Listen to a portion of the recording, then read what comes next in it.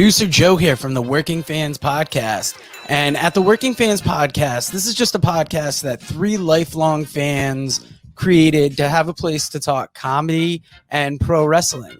Now, our comedy podcast releases every Tuesday, while our wrestling podcast releases every Thursday.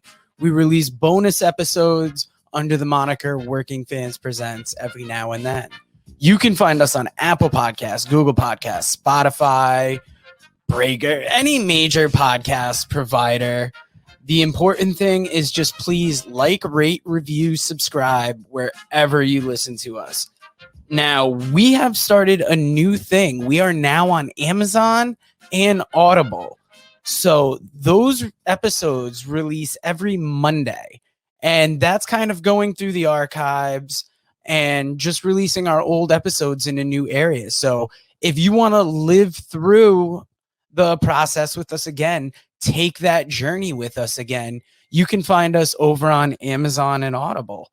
Now, if you can't get enough of us in the audio form, check out our YouTube. It's youtube.com/C/Working Fans Wrestling Pod, or just search Working Fans Podcast on YouTube.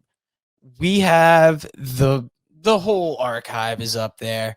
And if you listen to the Working Fans Podcast, you are more than familiar with the 531. That is our signature segment where we take your top 5 lists on a particular subject, vote it down to a top 3, and then debate it down to a top 1.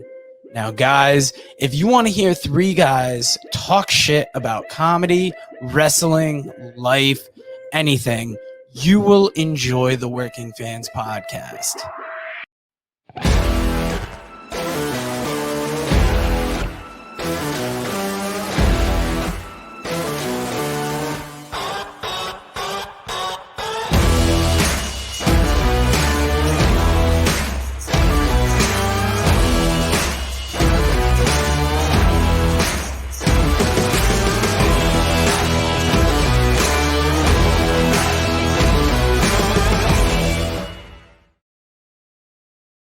All right, everybody, it's the Working Fans Podcast, Combatcast. It's the man I call Dave. It's Chevy. And Chevy, let's talk a little bit about UFC 265, Gane versus Ngannou. Gane versus Black Beast. Man, Gane just put it on Black Beast. Like, he took him apart, and Black Beast basically, to me, looked like he gave up. Without tapping, he just looked like a man who was broken in there. Yeah, the head kick knockout didn't happen like I hoped. So, it looked like Derek. The moment maybe was a little too big for him, a little too much pressure. Mm-hmm. So, yeah, he'll get back in there. Hopefully, he made a lot of money.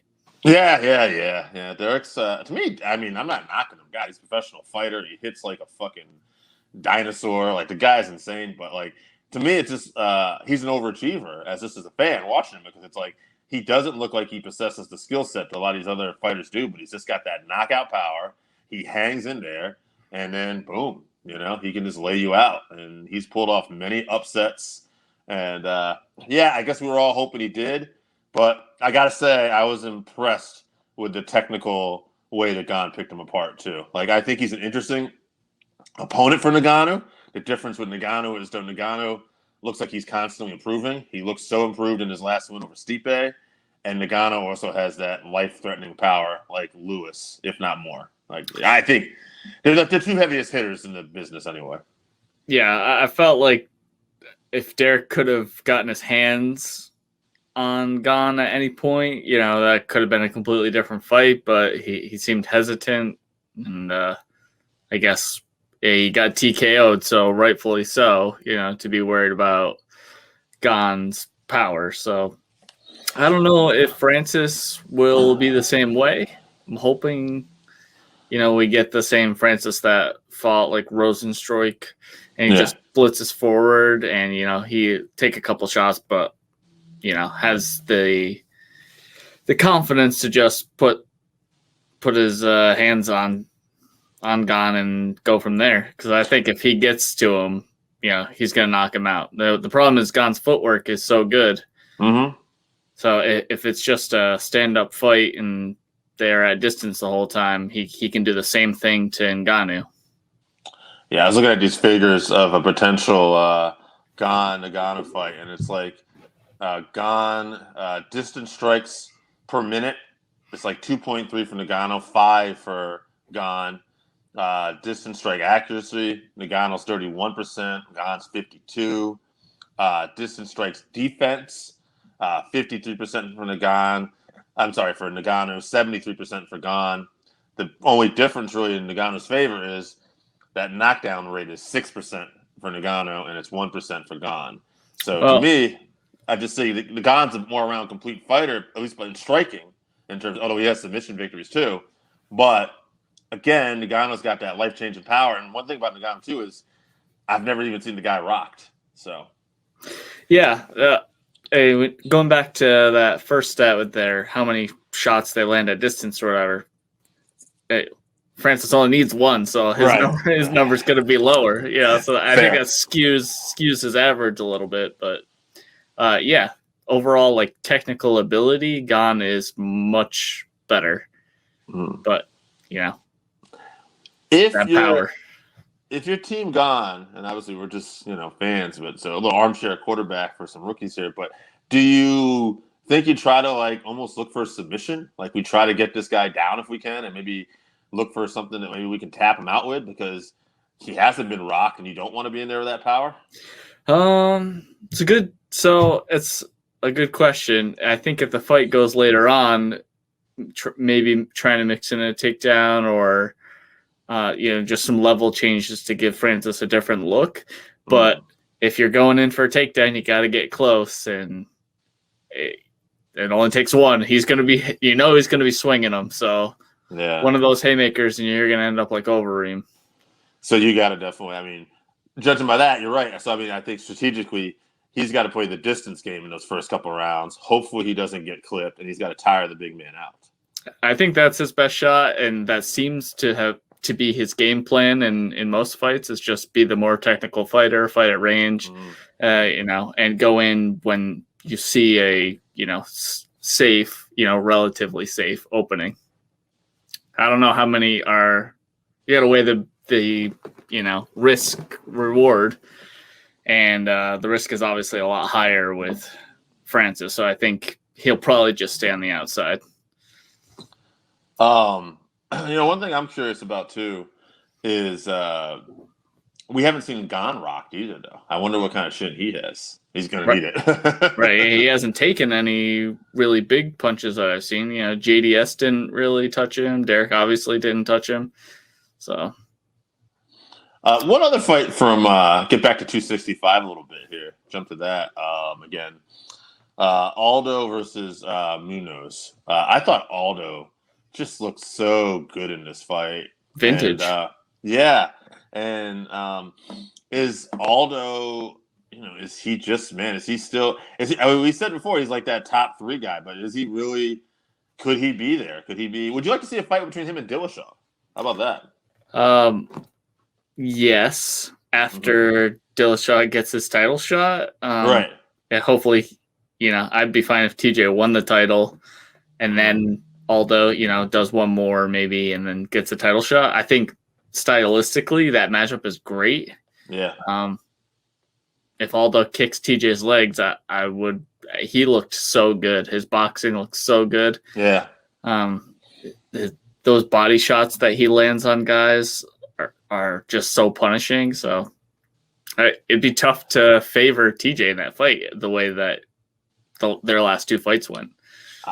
I wonder too, like I'm just like a potential matchmaking for Aldo too. Like if we didn't go Dillashaw, what about him and Cruz too? Just a couple names going at it. I think it's an entertaining fight, but I think Aldo will tear him up at this point. I think especially with those leg kicks, like if he's using his leg kicks, like I think that's going to be a problem for Cruz.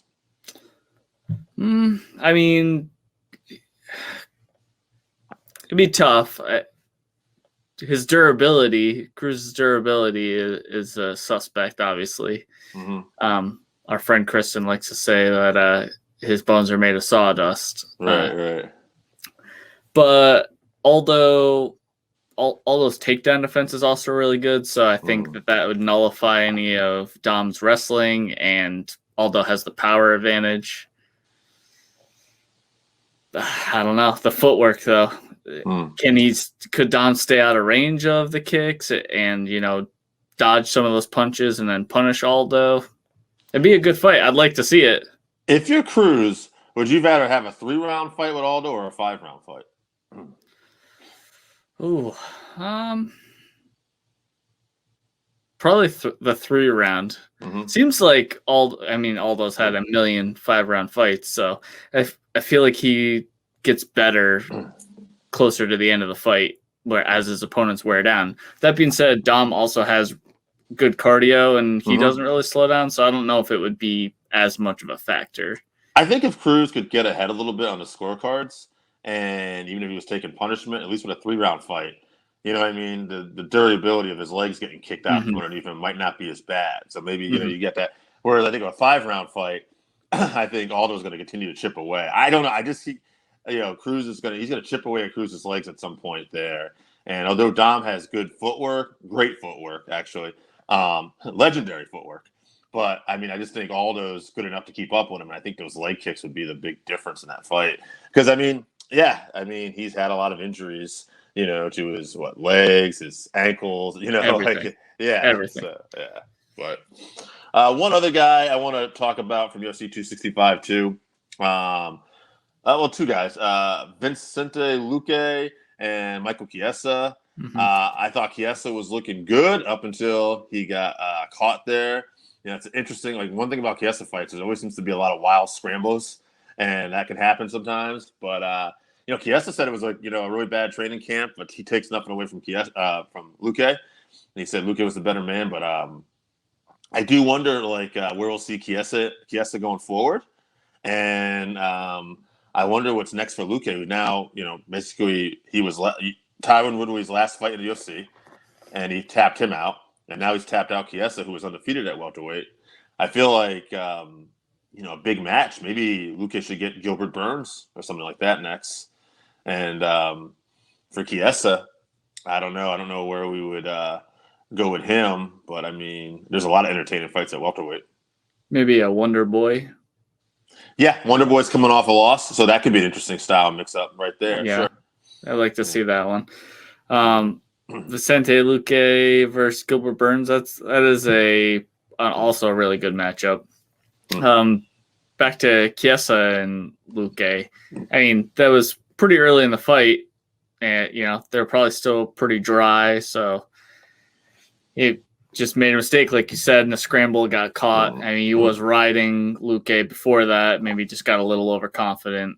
I think it's just a bump in the road, but I think so too. Now, MMA math, Luque lost to Wonderboy, so that would say, Wonderboy is going to beat Chiesa. But we know MMA math doesn't work. I think it's a similar matchup, basically. Wonderboy's going to have to use his striking, and Chiesa's going to have to get him down. I think Wonderboy has a little bit better takedown defense, though. His takedown defense is great, yeah. Yeah, but I don't think Wonderboy is as good in the scrambles. You're not going to see Wonderboy catch him in a submission either. So that's kind of an interesting thing. I like them both a lot, but I think I favor Chiesa in that matchup at this point in their careers right now. I could be wrong though. I think I love both guys, but I think maybe Wonderboy's takedown defense is good enough to keep Chiesa off of him, and his striking is so much better that he might be able to keep him at distance and pick him apart.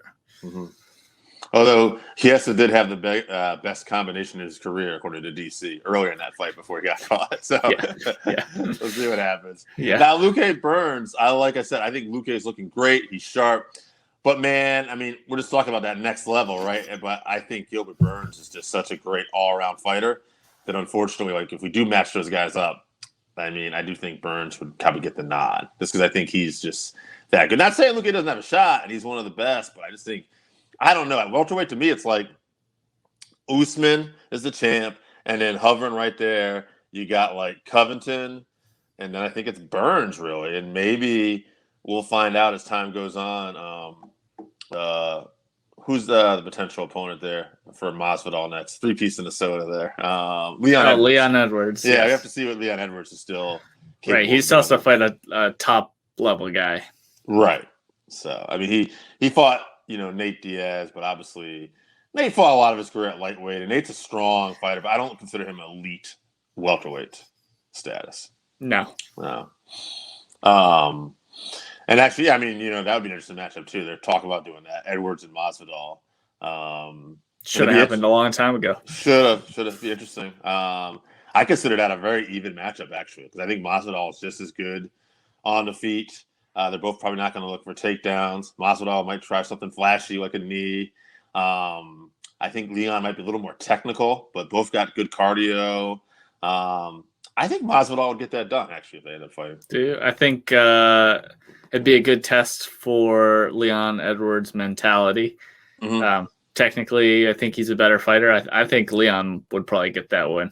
I'll tell you what, much like the Cruz Aldo thing, I think I like Masvidal in a 5-round fight. I think Leon might edge it out in a 3-round fight. Yeah, that's a good point. If it was 5 rounds, I think the edge would go to Masvidal. Because, I mean, Nate rocked him in that 5th round. So, I mean, obviously he can always keep improving, but just based off what we've seen out of them. Yeah, I think I like Masvidal in the long haul.